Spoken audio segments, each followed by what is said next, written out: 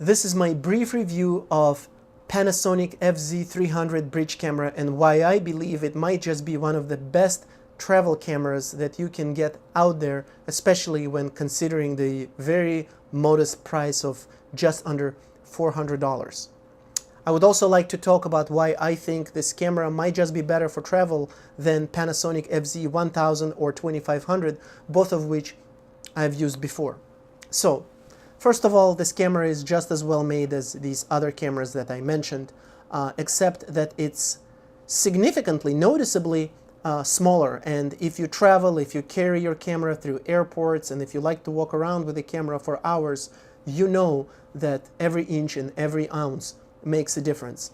The other thing that I like about this camera, that despite its price, it has all the good stuff, all the essential things that we like in zoom cameras. It has a flip out screen, a very nice large screen, which is a touch screen, something that, for example, I don't believe FZ1000 has.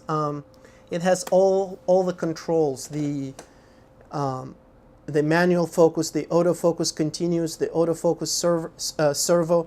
It has the same menu that you would find on most other Panasonic cameras, bridge cameras, and even mirrorless cameras. It essentially has the same menu as GH85 and Z1000. So if you're used to using Panasonic cameras, the learning curve is going to be very, very easy for you here.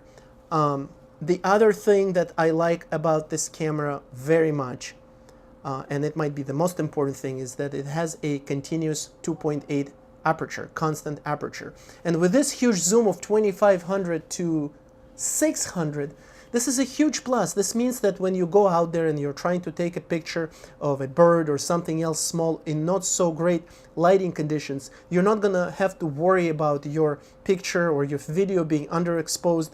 You're not gonna have to worry about your shutter speed being too low, and as a result your your image being too blurry. This takes care of all this stuff, and that's not something to take for granted, because even the other more expensive bridge cameras don't have this quality. Of course, this comes at the expense of the lower pixel, lower resolution. This camera has a 12.1, I believe, 12.1 megapixel resolution instead of 20 megapixels or even more like it is in other bridge cameras. But when you start taking pictures and when you start making videos, especially videos, you're not going to notice that the videos that come out of this camera are excellent, the images are excellent. Yes, you might not be able to blow them up to large prints if you want to, but how many people do that? If that's not something you do, if you like to look at pictures on a computer or make standard size prints from photos like 6:9 or even, I don't know, 8:11, this is not going to be an issue. Also, after doing some research, I found out that things are not as simple as simply look at the pixels. This camera has a different processor, it has newer technology, so even despite the lower pixels in this camera, the image is still excellent, because again, it's not all about the pixels. So if you're not planning to print out large prints from the pictures you're taking, the megapixels are not an issue. They're not a downside for you, but the constant aperture is an incredible benefit that you for sure are going to enjoy all the time, because it just takes care of so many problems and so many headaches. The other thing that I really, really like about this camera is the fact that the front here does not have any rotating parts. This camera is considered weatherproof and dustproof. Doesn't mean you can put it in the water and expect it to work afterwards, but when it comes to dust and rain, it's supposed to be insulated from that. And I'll tell you why it's important.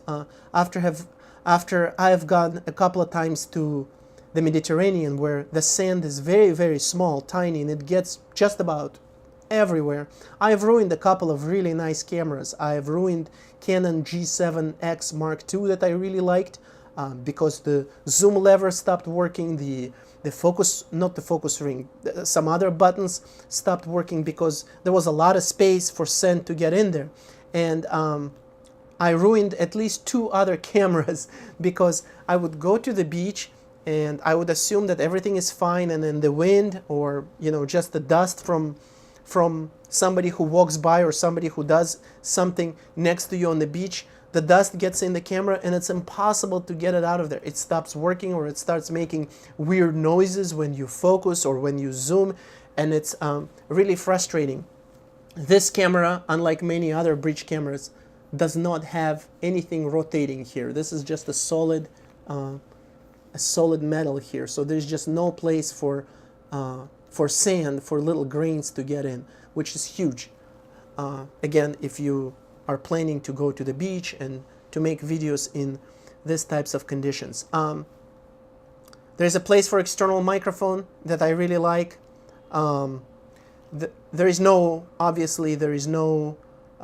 jack for headphones in these types of cameras, but there are all the inputs here for a microphone, a mini HDMI input. Of course, this camera uses SD cards, one SD card, and the same battery is FZ1000 and FZ2500. I guess the only other thing I would like to mention that I like about this camera is that the operation seems to be faster than of FZ1000, meaning the startup time is very quick. You turn it on, it's ready to go immediately. The zoom is smooth. The zoom seems to be faster than on other cameras, and the focus seems to work really well. And this camera has been a pleasure to use and pleasure to hold, again, because it's noticeably lighter and smaller than other bridge cameras that I've used. And again, for this price, I would highly recommend it. If you decide to purchase this camera, please consider using the link below to support this channel, and I hope you found this review to be useful. If you have any questions, please post a comment and I'll be happy to answer if I can. Thank you.